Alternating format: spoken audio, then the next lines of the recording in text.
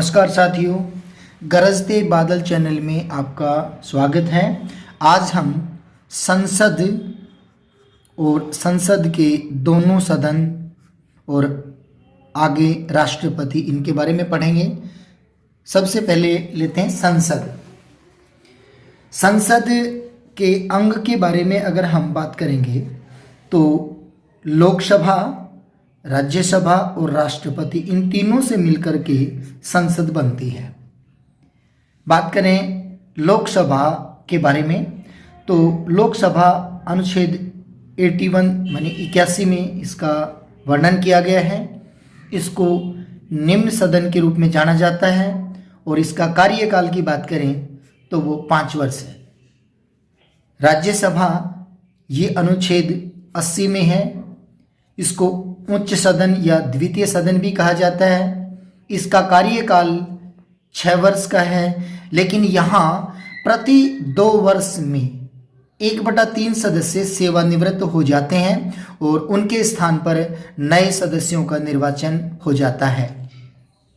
राष्ट्रपति के बारे में बात करें तो राष्ट्रपति अनुच्छेद 52 में इनका वर्णन किया गया है और देश का प्रथम नागरिक के रूप में जाना जाता है और इनका कार्यकाल 5 वर्ष के लिए होता है। आइए चर्चा करते हैं सबसे पहले लोकसभा के बारे में। तो लोकसभा को निम्न सदन के रूप में जाना जाता है या कहा जाता है। इसे जनता का दरबार भी कहते हैं और यह अस्थायी सदन के रूप में जाना जाता है। स्थायी नहीं, अस्थायी है। इसके बाद में मंत्री परिषद लोकसभा के प्रति उत्तरदायी होता है। ये प्रश्न पूछा जाता है। इसमें सारे महत्वपूर्ण प्रश्नों का संकलन किया गया है। ये प्रश्न पूछे जाते हैं। मंत्री परिषद लोकसभा के प्रति उत्तरदायी है। धन विधेयक लोकसभा में पारित होता है। लोकसभा के सदस्यों की न्यूनतम आयु के बारे में अगर हम चर्चा करेंगे तो वो है 25 वर्ष, कम से कम 25 वर्ष होना चाहिए। लोकसभा में अधिकतम सदस्य संख्या 552 है, लेकिन वर्तमान की अगर चर्चा की जाए तो वर्तमान में 545 सदस्य हैं। लोकसभा का प्रथम अध्यक्ष GB मावलंकर थे और बात करें प्रथम महिला अध्यक्ष की तो मीरा कुमार। अविश्वास प्रस्ताव केवल लोकसभा में ही रखा जाता है। लोकसभा सदस्यों का चुनाव प्रत्यक्ष मतदान से होता है। और बात करें गणपूर्ति या कोरम के बारे में तो 1/10 सदस्य होना अनिवार्य है। लोकसभा का शून्यकाल 12 बजे माना जाता है। लोकसभा का शून्यकाल 12 बजे माना जाता है। लोकसभा सदस्यों का वेतन एवं भत्ते भारत की संचित निधि से दिए जाते हैं। इनके वेतन और भत्ते भारत की संचित निधि से दिए जाते हैं। बात करें लोकसभा के सदस्यों की योग्यता क्या होनी चाहिए तो भारत का नागरिक होना चाहिए। पहली बात, कम से कम वो 25 वर्ष आयु पूर्ण कर चुका हो। वो किसी लाभ के पद पर कार्य न कर रहा हो, जैसे राजकीय कोई जॉब कर रहा हो, गवर्नमेंट जॉब कर रहा हो तो वो नहीं करना चाहिए। मानसिक रूप से स्वस्थ होना चाहिए, विकृत नहीं हो। उसके बाद में बात करें वो पागल या दिवालिया इत्यादि भी नहीं होना चाहिए। इसके बाद में देखते हैं राष्ट्रीय आपातकाल की स्थिति में लोकसभा का कार्यकाल एक बार में 1 वर्ष के लिए बढ़ाया जाता है। अगर इसके बाद भी जरूरत पड़े तो फिर 1 वर्ष, इसके बाद फिर जरूरत पड़े तो 1 वर्ष, इस प्रकार से हम बढ़ा सकते हैं, बढ़ाया जाता है। अनुच्छेद 93 के अनुसार लोकसभा अध्यक्ष व उपाध्यक्ष एक दूसरे को अपना त्यागपत्र सौंपते हैं। लोकसभा का अध्यक्ष उपाध्यक्ष को, उपाध्यक्ष अपना लोकसभा अध्यक्ष को अपना त्यागपत्र सौंपता है। कोई विधेयक धन विधेयक है या नहीं, कोई विधेयक धन विधेयक है या नहीं, इसका निर्णय लोकसभा अध्यक्ष ही करता है। दल बदल से संबंधित विवाद को सुलझाता है? कौन सुलझाता है? लोकसभा अध्यक्ष। अनुच्छेद 108 के अनुसार संसद के संयुक्त अधिवेशनों की अध्यक्षता लोकसभा का अध्यक्ष ही करता है। लेकिन जब अध्यक्ष के विरुद्ध अविश्वास प्रस्ताव विचाराधीन हो, तब लोकसभा के अधिवेशनों की अध्यक्षता वह नहीं करता है। आगे देखते हैं। अनुच्छेद 100I के अनुसार बराबर मत आने की स्थिति में इसे मानी लोकसभा अध्यक्ष निर्णायक मत देने का अधिकार है। मतलब यह आया कि निर्णायक मत अगर कहीं देना पड़ेगा या दिया जा रहा हो, उस समय लोकसभा अध्यक्ष अपना मत दे सकता है, अन्यथा नहीं।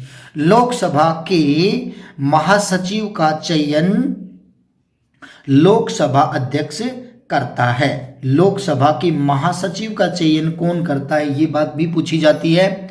तो लोकसभा का अध्यक्ष करता है। लोकसभा महासचिव का चयन लोकसभा अध्यक्ष करता है, जिसका कार्यकाल 60 वर्ष आयु तक रहता है। इसके बाद में हम बात करेंगे राज्यसभा के बारे में। तो राज्यसभा भी जैसे आपने पहले पढ़ा था, ये संसद के अंग में दूसरा जो अंग है, उच्च सदन के रूप में जाना जाता है। तो इसके बारे में भी देख लेते हैं। कम समय में अधिक प्रश्न देने का प्रयास मैं कर रहा हूँ और उम्मीद करता हूँ आप लोगों को ये पसंद आ रहा होगा। राज्यसभा, इसका वर्णन अनुच्छेद 80 में किया गया है। इसको उच्च सदन या द्वितीय सदन के रूप में जाना जाता है। सदस्य आयु इसकी कम से कम 30 वर्ष होनी चाहिए। और आपने देखा था लोकसभा में कितनी होनी चाहिए थी? 25 वर्ष में। लोकसभा में 25 वर्ष और राज्यसभा के सदस्य के लिए 30 वर्ष। राज्यसभा एक स्थायी सदन है, जबकि आप जानते हैं लोकसभा अस्थायी सदन है। इसका विघटन या यह भंग नहीं होती है, जबकि राज्यसभा विघटित होती है, भंग की जा सकती है। यह राज्य का प्रतिनिधित्व करती है। अधिकतम सदस्यों की अगर चर्चा की जाए तो इसमें 250 अधिकतम सदस्य हो सकते हैं। वर्तमान में इनकी सदस्य संख्या 245 है। 12 सदस्यों को राष्ट्रपति मनोनीत कर सकता है। बात करेंगे कार्यकाल के बारे में, तो इनका कार्यकाल 6 वर्ष का होता है। और सदस्य का चुनाव जो होगा वो अप्रत्यक्ष रूप से होगा। ये बात हमने देखी थी कि 1/3 सदस्य प्रति 2 वर्ष बाद, ये आ गया नीचे देखेंगे। कुल सदस्यों में 1/3 सदस्य प्रति 2 वर्ष के बाद सेवानिवृत्त हो जाते हैं। माने कार्यकाल तो 6 वर्ष का है, लेकिन प्रति 2 वर्ष के बाद सेवानिवृत्त होंगे कितने सदस्य? 1/3 सदस्य। और उनके स्थान पर नए सदस्यों का निर्वाचन होता है।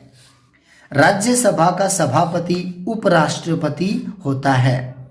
राज्यसभा का अधिवेशन वर्ष में 2 बार होना चाहिए, लेकिन दोनों अधिवेशनों के बीच 6 माह का अंतर से अधिक अंतर नहीं होना चाहिए। मतलब 6 माह में 2 अधिवेशन होना अनिवार्य है। राज्यसभा का कोरम या गणपूर्ति की अगर चर्चा की जाए तो कुल सदस्य संख्या का 1/10 भाग या यूं कहते हैं 25 सदस्य होना अनिवार्य है। राज्यसभा का प्रथम सभापति डॉक्टर सर्वपल्ली राधाकृष्णन थे। राज्यसभा का प्रथम अध्यक्ष या प्रथम सभापति डॉक्टर सर्वपल्ली राधाकृष्णन थे।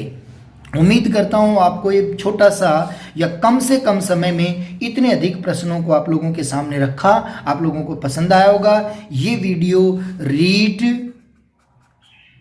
एचटेट, सीटेट और अन्य प्रतियोगी जितनी भी परीक्षाएं हैं जिनमें भारतीय संविधान को लागू किया गया है, उन सब में अति महत्वपूर्ण साबित होगा, ऐसी कामना करता हूं। आज के लिए धन्यवाद। थैंक्स।